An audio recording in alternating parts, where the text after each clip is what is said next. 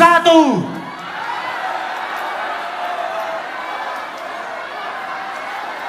Siapa? Panitia tolong dibantu ini.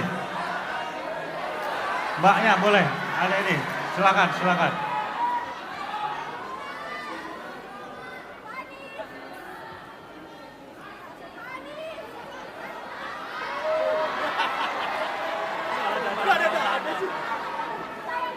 Oke. Silakan Mbak. Boleh langsung ke depan menempati panggung bersama Sanis.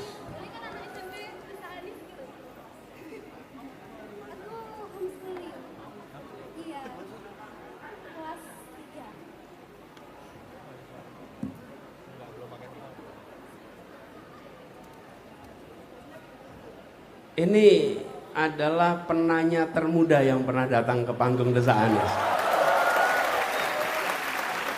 Kamu kelas berapa? Kelas 3 SMP.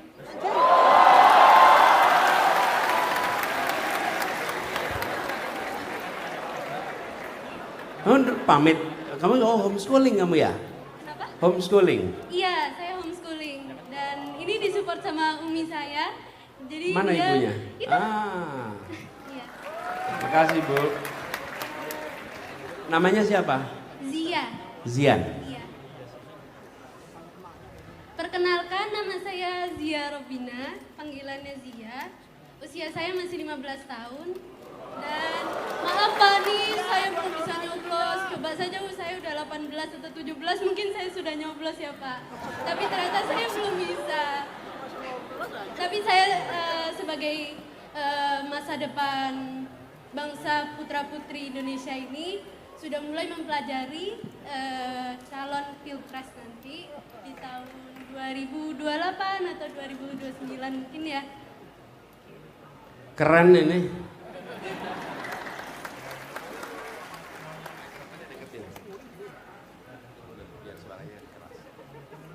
Jadi mungkin saya langsung to the point aja ya Pak. Pendapat Bapak tentang kurikulum di Indonesia, kemampuan murid kan tidak semuanya bisa sama ya Pak. Dan kecenderungan anak murid cenderung berbeda-beda. Jika kita kebanyakan di sekolah-sekolah menyemar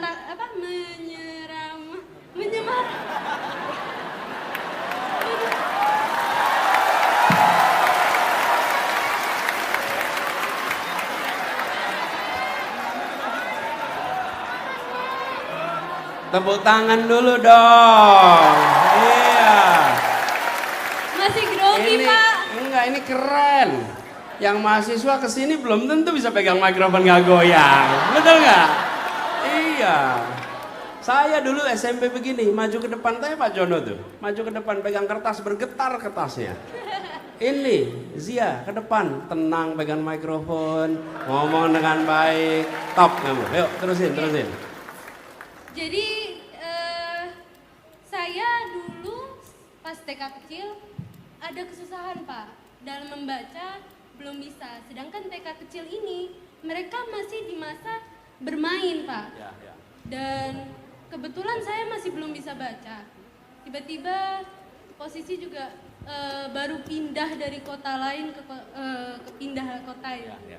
Lalu pertanyaannya? Di situ saya sudah mulai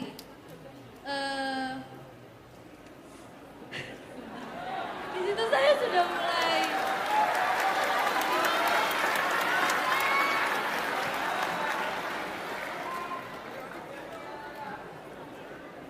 intinya gini deh Pak, saya karena masih grogi nih Pak.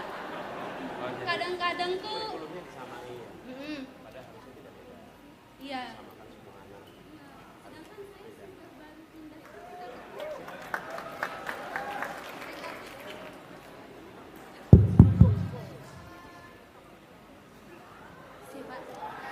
sedangkan saya waktu TK kecil sudah dibilang sama gurunya, dipanggil orang tua saya mengidap disleksia. Padahal saya sekarang membaca buku bahasa Inggris, bahasa Indonesia dengan lancar.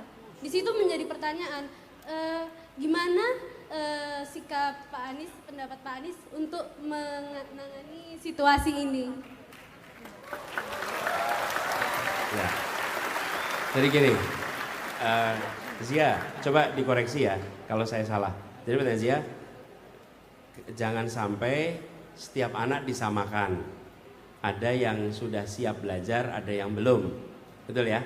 Dan guru tidak boleh melakukan judgement. Kemudian memberikan label kepada anak-anak. Oke, ya. Saya rasa setuju sekali. Dan disampaikan Zia ini adalah hal yang penting sekali. Harus disadari oleh semua yang berada di dunia pendidikan. Anak-anak punya potensi yang berbeda-beda dan tidak boleh diseragamkan, justru harus ditumbuhkan.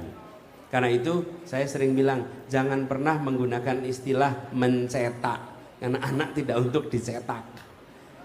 Jangan mencetak generasi emas, memang pendidikan cetakan, bukan, selalu menumbuhkan. Kalau menumbuhkan, keunikan yang ada di dalam tiap pribadi akan tumbuh dengan baik. Itu kira-kira begitu. Ya. Lalu yang dibutuhkan di sekolah adalah begini, bibit yang baik. Ini kalau misalnya analog sebagai perumpamaan tanaman, bibit yang baik supaya bisa tumbuh harus ada tanah yang subur. Betul ya? Nah, tanah yang suburnya di mana? Sekolah. Sekolah itu apakah TK, apakah SD, SMP harus menjadi lahan untuk anak itu tumbuh supaya bisa tumbuh dengan baik sesuai potensinya. Lalu bibit baik, tanah subur, iklimnya harus baik. Kalau iklimnya tidak baik tidak bisa tumbuh. Yang bikin iklim siapa? Pemerintah dengan kebijakan-kebijakan yang dibuatnya. Nah, gurunya yang bagian merawat tidak boleh judgement begitu. Dan menurut saya di fase pendidikan usia dini tidak boleh anak-anak diharuskan bisa membaca dan menulis, tidak boleh. Itu masa bermain, betul-betul bermain. Biarkan anak-anak bermain. Nanti masuk SD baru mulai belajar menulis. Dan pengalaman saya pribadi, saya ini masuk TK umur 3 tahun. Baru masuk SD umur 7 tahun. Jadi 4 tahun TK-nya itu. Cum laude itu TK. Kalau kuliah itu kan makin cepat makin dapat cum laude kan? Kalau TK makin lama itu makin cum laude. Jadi saya masuk TK 3 tahun di TK Aba di Dagen. Kemudian habis itu masuk TK Masjid Syuhada. Dan saya baru belajar baca tulis itu SD kelas 1. Saya beruntung sekali. Kenapa? Orang tua saya tidak pernah memaksa saya untuk calistung waktu TK. Guru saya tidak pernah memaksa calistung di saat usia TK. Dan baru ketika SD, saya sering sampaikan kepada orang tua, jangan pernah takut anaknya tidak bisa baca tulis ketika TK. Jangan pernah takut. Kenapa? Ini contohnya nih. Alhamdulillah besarnya bisa baca dan bisa tulis. Ini contohnya nih. Nggak ada yang namanya terlambat belajar calistung. Justru itu kesempatan bermain yang harus dijaga. Jadi Zia, saya setuju. Kapan-kapan kamu bikin tulisan soal itu, biar jadi pengalaman buat semuanya, ya. Oke, makasih Zia. Saya boleh tanya nggak sama kamu? Gantian saya yang tanya. Boleh pegang dong ini ya. Zia, kalau nanti kamu udah gede, kamu pengen bikin apa?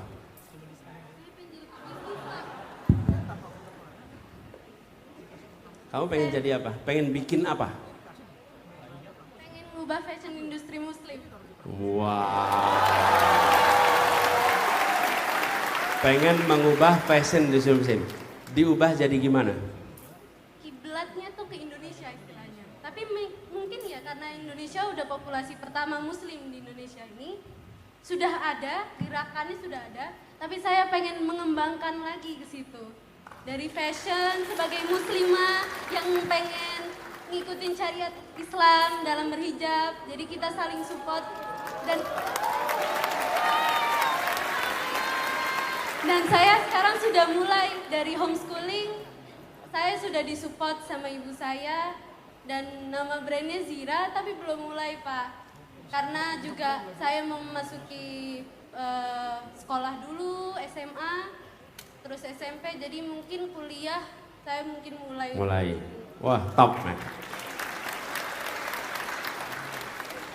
Jadi Zia ini nanti mau dorong untuk jadi teman-teman sekalian, begini, ketika potensi ada, cita-cita ada, soal kemauan aja insya Allah jadi kenyataan ya. Selamat, ya, selamat ya. Ibu selamat Bu ya, udah didik anaknya dengan baik, Masya Allah.